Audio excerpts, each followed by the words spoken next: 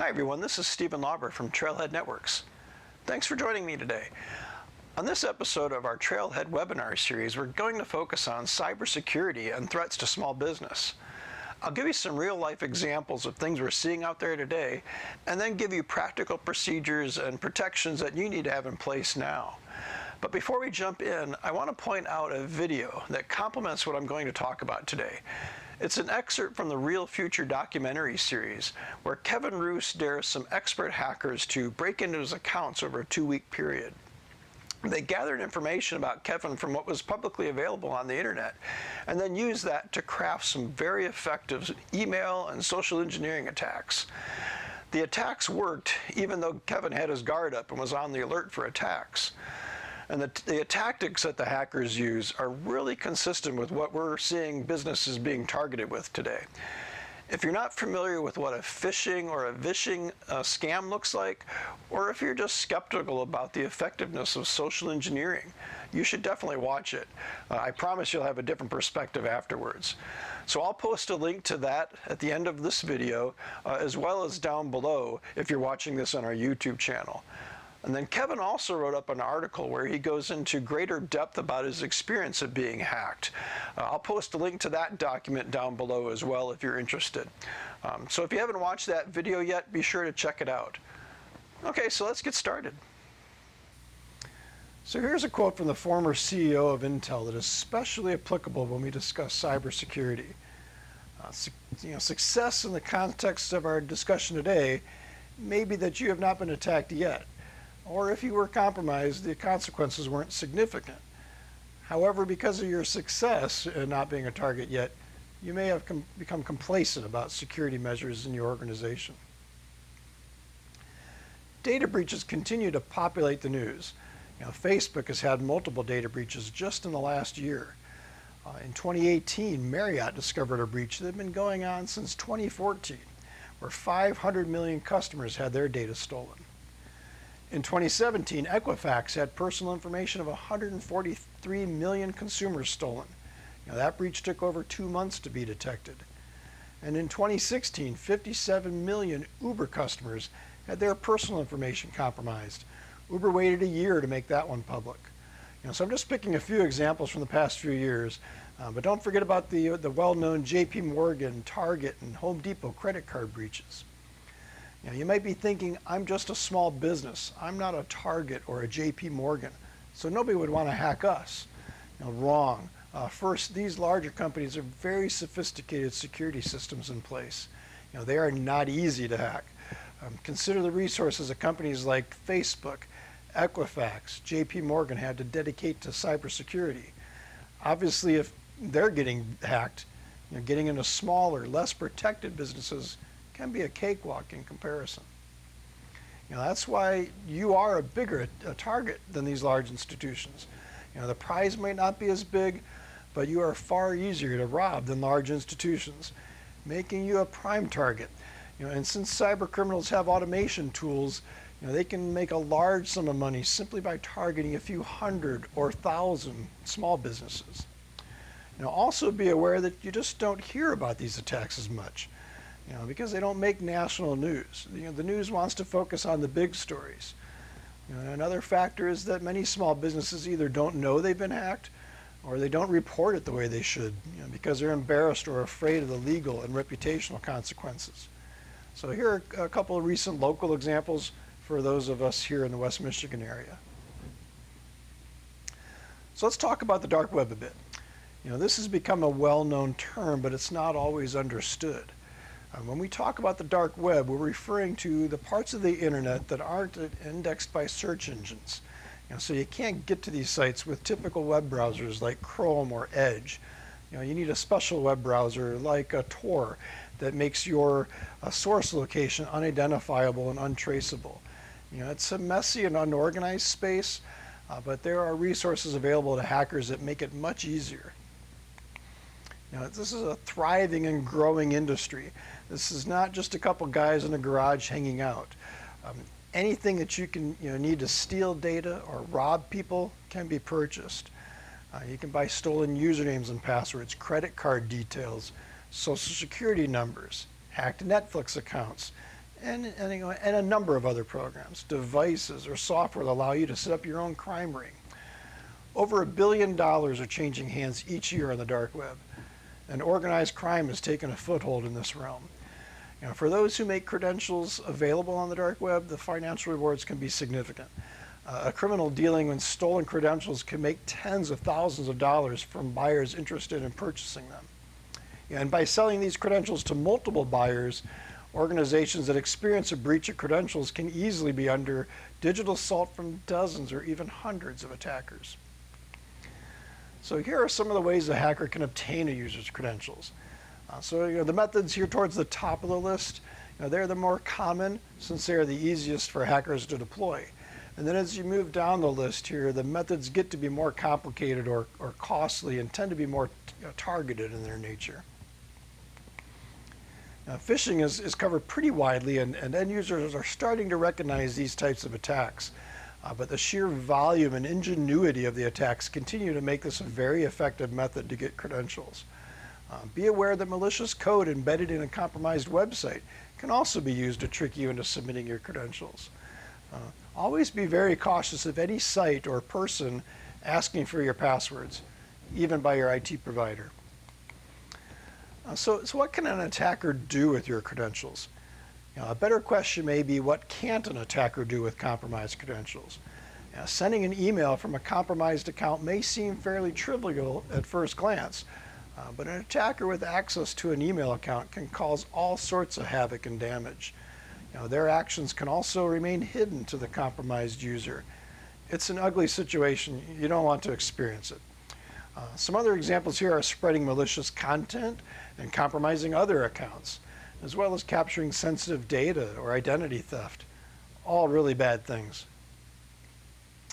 So the big risk for businesses are compromised account credentials. Right? Passwords, they're a 20th century solution to a 21st century problem. Unfortunately, usernames and passwords, the most common digital credentials used today, are often all that stands between your employees and vital online services, including corporate networks, social media sites, e-commerce, and others. A good security practice is to use a completely different password for every service. But the fact is that most users reuse the same or a very similar password on every service they use. So usernames and passwords, they represent the keys to the kingdoms for malicious attackers. Criminals who know how to penetrate a company's defenses can easily steal hundreds or even thousands of credentials at a time, each one representing another potential entry point to compromise the organization's network and data. So it's vital that a business is monitoring the dark web for compromised credentials. In fact, we're offering a free dark web scans for your business email domains or your personal accounts, but we'll talk about that more later. So this is the average estimated cost associated with a stolen data record, according to the Ponemon Institute. But that number doesn't encompass all of the costs of a data breach to your organization. Things like your damage to your reputation, maybe the loss of clients, lawsuits and legal fees, while replacing data and downtime. So with the proliferation of sophistication of these attacks, having a simple firewall and traditional antivirus just isn't enough anymore. A few thoughts about social media. Now, social media poses a number of threats. As we saw in the video earlier, hackers are often able to gather a surprising amount of personal information from what a person or a business posts online. That information can be used to tailor an attack to be much more effective.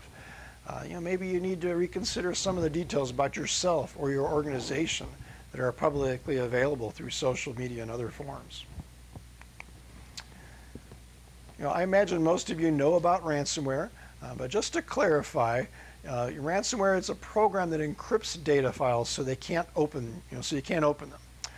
It can encrypt local and network drives, including attached USB devices, like those often found on backups. Finally, there will be a demand for a ransomware payment, to obtain decryption keys, and this is usually an untraceable Bitcoin. There are an estimated 4 million variants of ransomware, which makes it the most prevalent form of malware. In 2016, $1 billion changed hands worldwide in ransom payments. But we're really talking about a $75 billion a year impact on small and medium businesses. When you also calculate the time and effort to recover data, any downtime, and the cleanup. So attackers no longer care whether your data has resale value. They've learned that companies will pay because they can't operate their business without that data. If a company is successfully infected by ransomware, attackers will determine the size of the ransom based on things like their location and the annual revenue of the company. And paying off a ransom demand is a great way to end up losing both your money and your files. A study from security company CyberEdge found that for those hit by a ransomware infection, the best solution was to restore from backup. Less than half of those who paid for a ransom ended up getting their data back. And then ransomware paired with Bitcoin makes it nearly impossible to trace and to shut down. Not all ransomware deals in Bitcoin, though. Here are a couple of unique variants. PewCrypt is a ransomware that made a lot of noise in the early 2019. This ransomware wasn't created for financial gain. The hacker only wanted victims to subscribe to the popular YouTuber PewDiePie to increase his list of followers. And then there's also a niche breed of ransomware that attempts to educate recipients about internet security. After encrypting files, the ransomware scolds you for downloading dodgy applications and informs you that the only way to retrieve your data is to read 2 security articles. So, and you've probably received an email at some point where someone is asking you to wire funds. This may be to a vendor or someone else in your organization. There are many variations of phishing scams that attempt to receive payment in some way or a transfer of funds.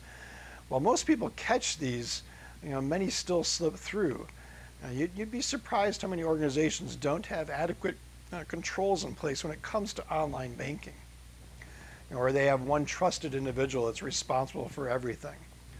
So don't automatically trust or act solely on an email communication asking to make changes to payment processes or wire transfers.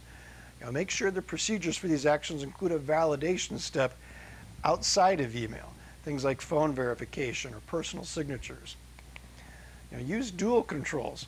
Make sure at least 2 people have to authorize an ACH transaction within online banking. Have an in-person element.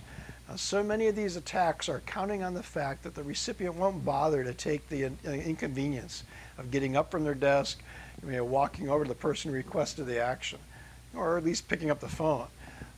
Many of these things aren't technology related, right? In fact, it's critical. There are some controls in place that aren't in the technology realm. You need that human element of validation that it can't be spoofed or hijacked. So most businesses are having mobile and cloud technologies sort of leak into the organization bit by bit. It's not done with any strategic intention. And because of that, they may be exposing themselves to risks. Does your organization have guidelines for how new software is introduced to the environment? An example would be an employee who installs Dropbox and puts company files in that non-secure storage. Do you have an easy way to report on all the software in use across your entire organization? And then, as I pointed out throughout the presentation, email is still the #1 method that attackers will use to deliver malicious programs. It's cheap, it's easy to automate and script to reach a huge audience, and it's just very effective. So if you weren't concerned about your cybersecurity before you joined the webinar, you probably are now. So what can you do to protect yourself? At Trailhead, we take a layered approach to security. There is no one silver bullet that will eliminate all security risks. But layered on top of each other, these methods will greatly reduce your exposure. The more protections you have in place, the greater the likelihood that an attacker will just simply move on to another easier to get target. First off, if your organization doesn't regularly perform some type of network and security assessment, I recommend you have that done. We have 14 areas that we focus on during a network and a security assessment. These cover the essential things that you should be doing to protect your business from a cyber attack. During an assessment, we provide a grade for each of these 14 areas, and then we prioritize which areas of concern you need to address first. most of the small businesses we engage with don't have all these protections in place from the start. So we identify the critical protections that they should focus on first, and then work with them to continually build additional layers on top of that. So today I'm going to focus on the 6 most critical protections you need to have in place today. So number 1, I'm going to start with backup. All right, there are many layers of protections that we can put in place to protect our environments, but the most critical element is going to be your backup. This is the last line of defense for a number of scenarios, whether we're talking about cyber attacks or countless other disaster situations. There are some stories of situations where data was recovered by paying for decryption keys in a ransomware attack, but there are far more examples of the ransom payments being made and no recovery achieved. Most experts will tell you that paying a ransom will only trigger other attackers that you are a good target since you are proven to be willing to pay.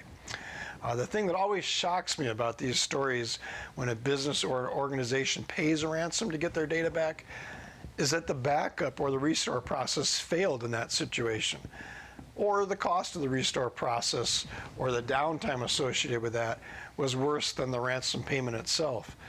Another important consideration that many people neglect is the impact on a business when they do have to recover from a backup.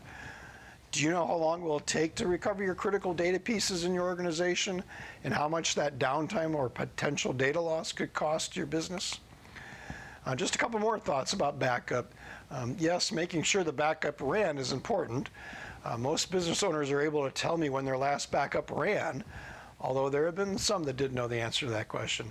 But far fewer can say with confidence that they know the last backup that ran was successful, and better yet, has been tested and they know they can recover it. That's the true measure of whether a backup was successful or not. The time to find out if your backup worked is not during a disaster. That's too late. Also, make sure your backups are stored off-site. This doesn't mean a USB drive in a fireproof box. Does that fireproof box guarantee that digital data will be protected for the length of time than the temperatures that might be reached during a fire, or from the water that was used to put out the fire? I'm not willing to take that risk. And the best place for a backup data is in secure cloud storage. So we can have all the sophisticated protections and systems we want in place, but an attacker with a valid password is going to be able to get past all sorts of roadblocks that we put up. Here are a few guidelines. Enforce strong password policies. An 8-character minimum. Contain a mix of lower and uppercase letters, symbols, and numbers. Frequently change those passwords. I wouldn't go more than 180 days at the most. Sooner would be better. Use strategies that don't allow common words and names. A good idea would be to use maybe first letters of phrases and things like that. And then change your default passwords on your devices. I'm thinking like multifunction printers, routers, other devices that are attached to your network. They typically have a default password associated with them. Maybe disable the default admin account, certainly change those passwords. And maybe more important than anything is not to use company email addresses when you're setting up user accounts in online systems, as we mentioned earlier. And not to repeat the use of the same password across different systems, or even variations of those passwords. The tools to brute force a password crack, they're very easy for even a non-technical hacker to use. And also, implement multi-factor authentication. What do I mean by that? Multi-factor authentication, it's something that you know, this is typically a password, and something that you possess. This might be biometric, like a fingerprint or a token or an app on a mobile device. If a password is stolen, multi-factor authentication is going to significantly reduce the ability of that hacker to gain access to your data. Multi-factor authentication should be a requirement if you have any kind of remote access. It should be enabled on all of your cloud services, things like Office 365, any cloud-based line of business apps, your online banking, really anything with an internet presence. Definitely enable multi-factor authentication if at all possible. If it's not, I would consider choosing another vendor in that situation. Then finally, make sure you're monitoring the dark web for any compromised credentials that are out there being bought and sold. All right, number 3, security awareness training. You should strive to create a culture where security is ingrained. This just isn't an IT issue. Teach your users about data security, email attacks, and social engineering like phishing and vishing. Make them aware of your policies and procedures and what an acceptable use of corporate resources looks like. Many of the most common techniques used by attackers to gather information or to elicit an action from a user can be negated by a user who takes that extra step to validate the source. The attacker is counting on that end user not getting out of their chair and talking with someone face to face or verifying with a phone call rather than just an email response. Make sure your staff knows when taking some extra measures or precautions are needed. Your employee training should also be ongoing and have ways to verify that the information is understood. 4th, use a business class firewall. I'm not going to spend a lot of time on this, but in a nutshell, you need a firewall that's capable of much more than just allowing or denying traffic. There are many advanced features in a modern business-grade firewall that go much deeper into analyzing that traffic to determine if it should be allowed or not. These services are constantly changing and updating, so a subscription-based firewall is a must. A static firewall that sits in a closet with no one paying attention to it just isn't effective in today's evolving landscape. A good policy in your firewall is to take the stance of deny by default. Then open up access only to what is needed and even restrict that access as much as possible, rather than opening up access to the entire world. And 5th, advanced endpoint protection. Are you using a traditional signature-based antivirus program? If you are, it's just not good enough. Today's latest technology uses artificial intelligence to monitor what malicious software is actually doing, not what its signature says it's going to do. An advanced endpoint security solution is able to detect and stop active threats, can isolate an outbreak so that it doesn't infect other devices on your network, and provide insight into what malicious activity actually happened and what was done to resolve it. And then 6, keeping systems up to date is absolutely critical. Many of the most well-known data breaches were the direct result of a known vulnerability in some system that went unpatched. The hackers are often kind of lazy in this respect. The software manufacturers do their best to fix problems. Then they publish the fixes along with the explanations of what was patched. Then the hackers, they can read up on that vulnerability and figure out what to exploit. And then they go out and look for systems that are missing those patches. Updating systems can be a never-ending thing, and it is, but it should be manageable. There are many good tools available to streamline the update processes and ensure that all of the systems in your environment are patched and up to date. This shouldn't be left to end users to manage. They almost always will delay and find ways to ignore updating. Unless you can scan your entire network for patches or patch status, you're likely to miss devices that people don't think about, like printers and scanners, maybe security cameras, other IoT devices. Remember, the Home Depot breach was a result of an unpatched HVAC system. So that wraps it up. I hope this gave you some insight into what's happening in the cybercrime realm and some ideas to help protect you and your data. These protections that you can put in place are going to eliminate many vulnerabilities and significantly reduce your exposure to cyber attack. But nothing you can do is absolutely 100% effective. That's why having an excellent backup and a test process to recover systems is so important. So once again, thank you for joining me today. I know how valuable your time is and really appreciate you spending some of it with me. And we do have a couple of items for you as a thank you. We're offering a free dark web scan to our webinar attendees. So if you'd like to find out if you have compromised information on the dark web, we'll put a link for you on the next page as well as in the description section of the recorded video. And we're also offering a free cybersecurity risk assessment to everyone. We'll look into your environment and use our security scan tools to develop a baseline. And then you'll receive results on our scorecard. That's that 14 ways to protect your business document that we showed earlier. Finally, we'll make recommendations on how to fix any critical vulnerabilities that we find and prioritize action steps. So if you'd like to sign up for that, there'll be a URL on the next page for you to schedule that risk assessment. And then finally, if you have any questions that we haven't answered, please visit our website at trailheadnetworks.com or send me an email at stephenl@trailheadnetworks.com. Again, thanks everyone, and stay safe out there.